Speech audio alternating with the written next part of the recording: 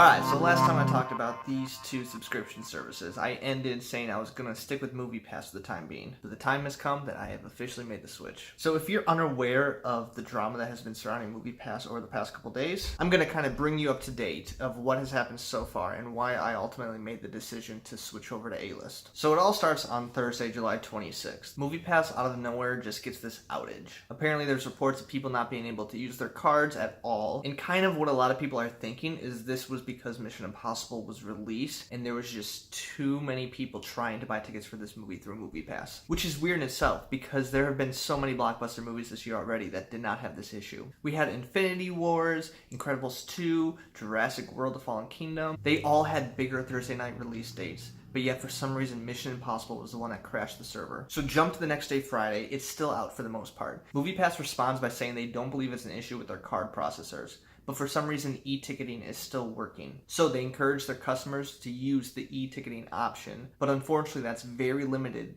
in which theaters support it. Now before this even happens, there was already an issue with peak pricing. People started making complaints such that peak pricing was utilized all throughout the week, not just on weekends. Because when it was initially released, Moviepass advertised it such as if a movie was going to be too crowded, or if it was a peak time, such as the weekend, then they would charge you anywhere from $2 to $6. But there were reports of theaters that every single showing for every single movie had peak prices. You could go see Hotel Transylvania 3 on a Monday morning, 3 weeks after its release date, and you still had to pay $6 for some reason. Needless to say, there were several issues that Moviepass needed to address with their users. So they sent out an email on Friday saying some of these things. I don't want to read the entire email because there's a lot of fluff in here that really doesn't matter, but there is one specific paragraph where they very passive-aggressively changed the policy. And this is what the paragraph says. As we continue to evolve the service, certain movies may not always be available in every theater on our platform. This is no different than other in-home streaming options that often don't carry the latest shows or movies that may be available on other services.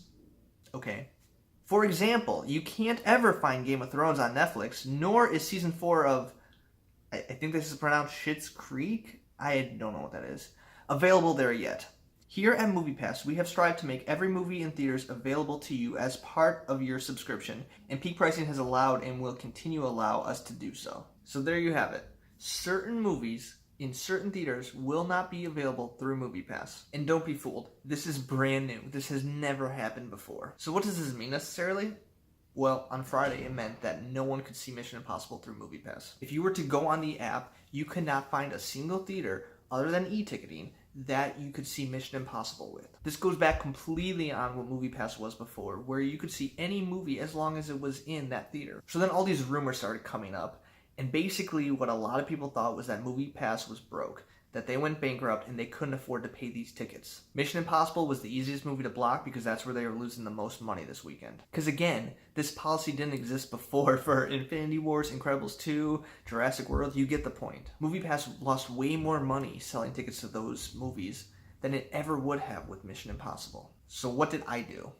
I woke up Saturday and I needed to see Mission Impossible. I was going to see that movie in theaters whether or not Moviepass was going to let me. So if I was going to go to an AMC to see Mission Impossible, I might as well just sign up for A-List at that point. And so I did it. I saw my first A-List movie on Saturday. And let me just say, it was amazing. I was able to go to a Dolby theater, and that is one of the most delightful viewing experiences you can put yourself through. And I'm glad I did it, because guess what? Saturday night, people were complaining even more. Moviepass started charging every movie that wasn't e-ticketing with $8 peak price, which is absolutely insane, especially because they first advertised it as being $2 to $6 at most. So I was more than happy that I made the switch that day, because what that basically meant was me paying $10 a month to Moviepass, and then also $8 for almost every movie that I would have seen. I have no idea what their plan is at this point, but it just keeps getting worse and worse for them, and I think they're about to go under. And I know people have been saying this since the beginning, so I don't want to just be another person that just keeps saying this over and over without anything actually happening. But you can't deny, this is bad. This is not looking good for Moviepass. I'll definitely make sure to keep you all updated in case there's an official statement for them or something.